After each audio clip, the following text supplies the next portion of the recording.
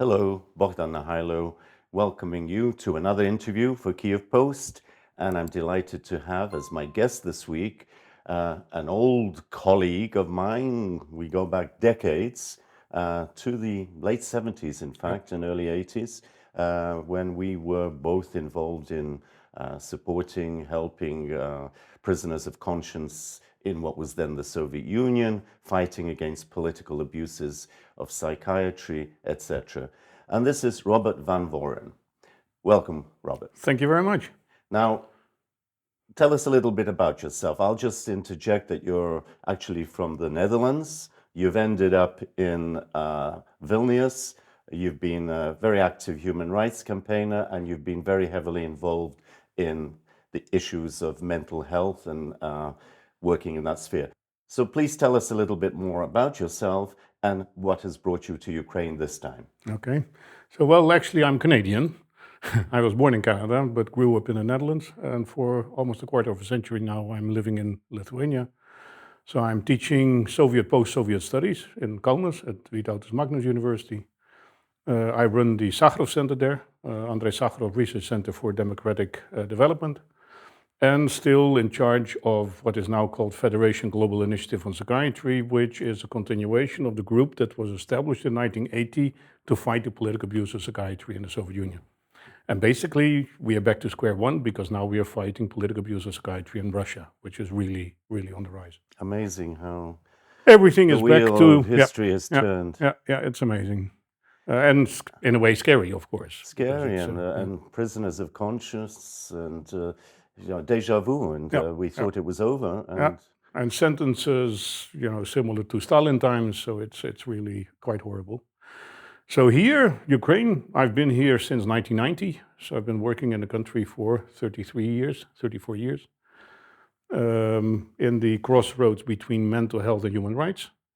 So we did really hundreds and hundreds of projects, especially with the Ukrainian Psychiatric Association. Then after Maidan, we focused more on the darker areas of psychiatry, so forensic psychiatry, prison mental health, social care homes. Worked a lot with Ludkoska when she was ombudsman, Paparam Человека.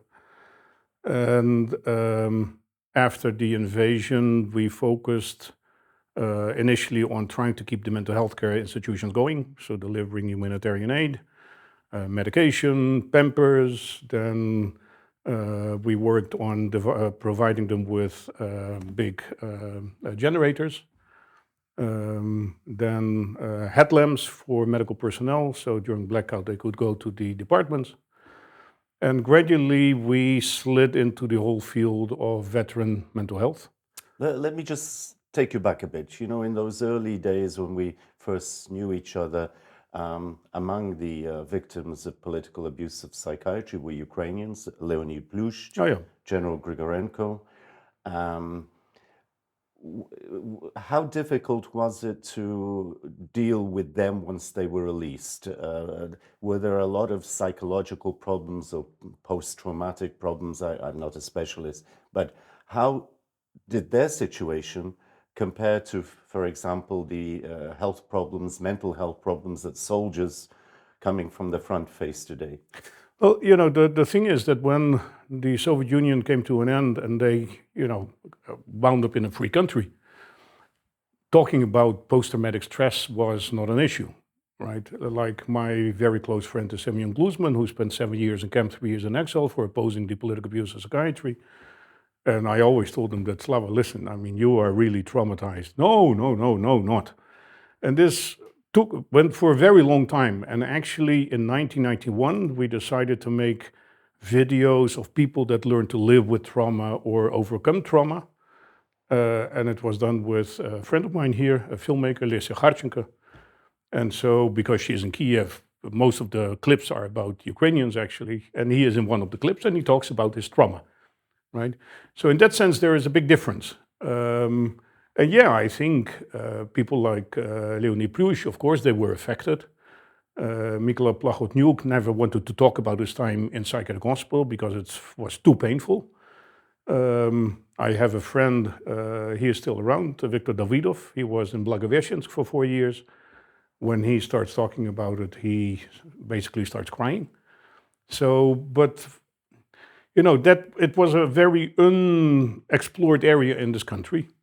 So, like in 1994, with Glusman, we set up the treatment center for victims of totalitarianism and civil war, trauma center in Abalon. And that was completely new here. It was a totally new field in this respect. And I see now, working in the field of veteran mental health, that we are really only at the beginning of the road. People understand that there is an issue. Mental health is more mainstreamed. And it will be even greater when the war ends, hopefully sooner rather than later, because there are a lot of very traumatized people. I think that's why I decided to concentrate all my energy on veteran mental health, because I think for Ukraine this is going to be the biggest disaster. It's the longest term consequence of this war. You can rebuild buildings and infrastructure, etc., but this is essential. And with the number of people that have been a frontline experience in really awful fighting conditions, I think we will be looking at tens of thousands, if not more, people who need long-term professional support. Well, how do you assess the quality, the level of service given by the Ukrainian state to those needing care in the mental health sphere? So I think one of the big problems here is that you have multiple ministries, agencies, and NGOs that are working in the field. There is a lot happening. But there is very little coordination, which I think is, well, it's an old Ukrainian problem. I mean, it always was like that. And it's not only in Ukraine. And so I've come already long ago to the conclusion that what we can do is we can coordinate from outside. So I'm working and trying to see which governments are interested in veteran mental health and see whether we can link programs and at least know what the other is doing. So we are now starting the development of a Veteran Mental Health Center of Excellence at Shevchenko University, together with King's College in London. And so we will focus on research, methodology, training, and part of training is very much peer-to-peer support, community resilience, so trying to get as close to the people in the communities as possible. And where do you work, other than in Kyiv, obviously? Well, in principle, we work all over the country. Mm-hmm. We're organizing trainings. We just had a big conference on Ukrainian veteran mental health in Lithuania last week with 60 Ukrainians that we bussed in, 840 online. And so the people that we pick are mainly people working with military and veterans in the front regions. Because, the people in the western part of the country and here in Kyiv, they have their network and they get their foreigners and their knowledge.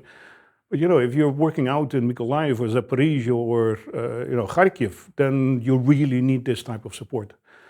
And so what we noticed last week is with the Ukrainians, we had workshops with them, they had trainings. There were people sitting there who live like 20 kilometers away from each other, and they found out only when they got to Kaunas, right? So one of the things we are going to do is organize these networking meetings on a more regular basis. The next one will be here in Kyiv on the 9th of October. We are bringing in, again, a whole bunch of experts. General Dallaire, the Canadian general who was head of UN forces in Rwanda, he will be coming here. So it's really trying to help develop a network as close as possible to the people, and not only the veterans themselves, but also their families and their communities, because everybody will be affected. Robert, this is fantastic that you're doing this at this time, and we're very grateful and appreciate it. But let's just switch the subject to the Sakharov Institute. What is its goal these days, its purview, and how do things look from that angle? The funny thing is, so I never wanted to teach. I never got my teaching diploma because I was afraid that if I would be unemployed, I would have to become a history teacher. And I had this friend in Lithuania, Leonidas Donskis. He was one of the big public figures in Lithuania. And he said, listen, Robert, you write a dissertation and then, we'll see what we can do with it. So I said, well, okay, I write a dissertation. So I wrote a dissertation about the political abuse of psychiatry in Soviet times. And then when it was done, he said, well, and now you can teach at my university. So he put me there. And we started developing plans how to use the university as a kind of engine to find agents of change within Lithuanian society, to educate the young people in bringing about this change that you need. And then 8 years ago, he just dropped dead suddenly at the airport. And so basically what I'm doing now is what we together decided. We have 2 conferences per year, Sakharov conference around May 21, his birthday, and the Donskis conference around September 21, the day Donskis died. And then apart from that, we do research, we have public events, and I'm collecting archives and libraries. Because, Why the name Sakharov in Lithuania? Because Sakharov, I think, is this symbol of human rights, of dignity, of freedom, of active participation in trying to create a free democratic society. And yes, he considered himself, this is the funny thing, he considered himself to be a Soviet citizen, which doesn't sound very good now. He never saw himself as Russian. And actually it seems he even has some Lithuanian blood. He was a cosmopolitan. Very supportive of Ukrainian political prisoners. And the Crimean Tatars, and the whole thing. And so for me, I see in this region there is an enormous lack of moral leaders. Sakharov was such a moral leader. Havel in Czechoslovakia was such a moral leader. And there is this need for these type of people. Yes. And I think the image of Sakharov we can use. So we organized, for instance, 2 years ago, a campaign with posters all over the city. I am no Sakharov, but. And then, but I'm against homophobia, or I'm for human rights, I'm against racism. And well-known Lithuanians were holding these posters. Very good. Right? And everybody can be a Sakharov, actually. You spoke about your colleague Donskis, yes? Let's pay tribute in our last minutes to a man who was a mentor for us and brought us into this area, Peter Redaway, my former professor and a tutor at the London School of Economics and Political Science. He was a Herculean figure in the work he did and the courage he showed. So I'm glad to meet you because you remind me of where we started and the person that helped us become what we became. Yeah. Well, like you, he was my mentor. Because of him, I'm in this. Yeah. He made me a career. So for 10 years, I was going back and forth. And he accepted me at the LSE and Leonard Shapiro to write a thesis on the Shellist period, on Ukrainian national assertiveness. Can you imagine at the LSE not writing about the careers of obkom party secretaries and all that, but writing on the nationalities question, the vision that these people had. Anyway, Robert, look, we have to wind up. Unfortunately, time is limited. In 2 words, any general messages you want to share with our audience? A lot of people watching in North America, Britain, Europe. Well, for me, it's all very clear. Prevail. There will be hard times still ahead, but Ukraine will win. It's inevitable. It's clear the spirit. When I'm in the West, people are talking, and things are going badly, etc., etc. I love coming here. I'm every month in Ukraine because here I feel what is happening.